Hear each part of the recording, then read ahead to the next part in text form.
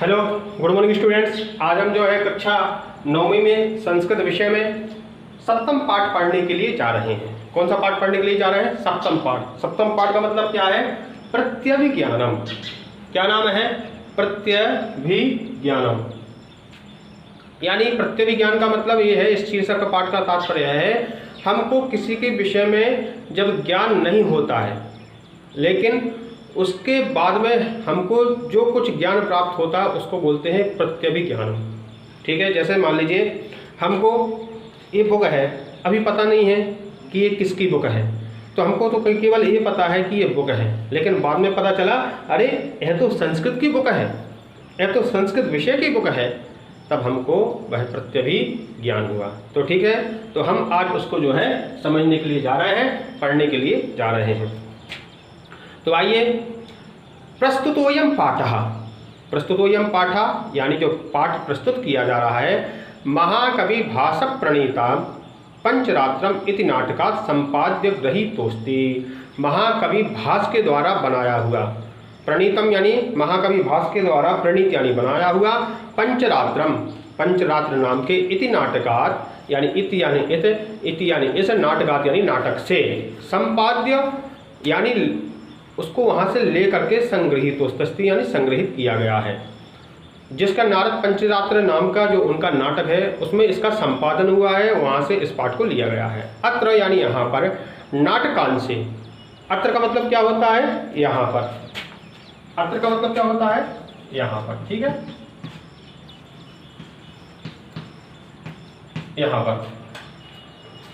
अत्र यहाँ पर नाटकांशे यानी नाटक के अंश में, दुर्योधनादिना, दुर्योधन आदि ने, राज्ञा जो राज्ञा है, राज्ञा पंचमी का एक वचन है यानी राजा के, दुर्योधन आदि राजा के, विराटस्य गावः अपहृतः, जो विराट की गायें थीं, राजा विराट की गायें थीं, उनका हरण कर लिया था। किसने कर लिया था? दुर्योधन जो थे, दुर्योधन थे, भीष्म पितामह थे, कर्ण थे, कृपाचार्य थे, द्रोणाचार्य थे, इन सब ने जो है राजा विराट की जो गायें थीं उनका अपहरण कर लिया था। ठीक है, तो अपहृता गावाः अपहृता, गायों का जब अपहरण किया, तेषाम उन्मोचनार्थम, तेषाम यानी उनको, उनके उन्मोचनार्थम यानी छुड़ाने के लिए, यानी उन गायों को, उन्मोचनार्थम का मतलब क्या है? छुड़ाना।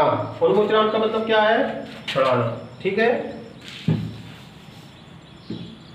उन्मोचन क्या है? शब्द है उन्मोचनार्थम, उन्मोचनार्थम। यहाँ पर उन यानी उपसर्ग है, उनको छुड़ाने के लिए। क्या होता है? छुड़ाना।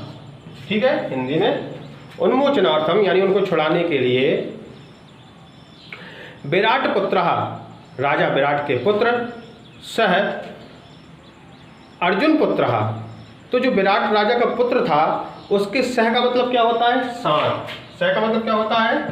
साथ। ठीक है, जिसको इंग्लिश में आप लोग विथ बोलते हैं। तो उसके साथ में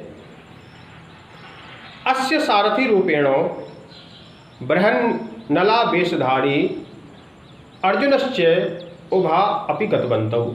तो राजा विराट के पुत्र के साथ में जो अर्जुन थे, पांचों पांडवों को अज्ञातवास जो है 1 वर्ष का था। यदि उनको जो है अज्ञातवास में कोई भी पहचान लेता, जान लेता, समझ लेता, तो उनको एक बार पुनः 14 वर्ष के लिए वनवास जाना पड़ता। तो वह छिप करके जो है वहाँ पर रह रहे थे। कौन कौन रह रहा था? युधिष्ठिर जी रह रहे थे, अर्जुन रह रहा था, भीम रह रहे थे। युधिष्ठिर जो है राजा का मनोरंजन करते थे चौपड़ खेल करके, भीम जो है रसोइया का काम करते थे, वहाँ पर रसोई बनाते थे, अर्जुन जो है वहाँ पर नृत्य सिखाते थे, संगीत की शिक्षा देते थे, और जो नकुल सहदेव वह घोड़ों की सेवा करते थे। तो इस तरह से अज्ञात रूप से वह राजा विराट के यहाँ रह रहे थे।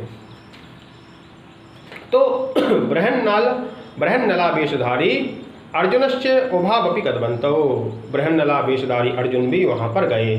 तत्पक्षतः भीष्मादिनः, अब जो है कौरवों के पक्ष से, तत्पक्षता यानी कौरवों के पक्ष से, भीष्मादिनः सह अर्जुन पुत्र अभिमन्युरपि युद्धम कृतवान। तो भीष्म के पक्ष से जो है अर्जुन का एक पुत्र था जिसका नाम था अभिमन्यु, उसने भी जो है युद्ध किया। किसके पक्ष से? कौरवों के पक्ष से युद्ध है। उस युद्ध में कौरवाणाम पराजय अभवत्, कौरवों की पराजय हो गई, यानी कौरवों की हार हो गई। अस्मिन् क्षणे, इसी क्षण में, अस्मिन् क्षणे यानी इसी क्षण में राजभवन सूचना संप्राप्ता, राजभवन में सूचना दी गई। यानी जब वहाँ पर जो कौरव थे उनका पराभव हो गया, वह जो पराजय हो गए, फिर उसी क्षण में जो है राजभवन में सूचना प्राप्त हुई। यत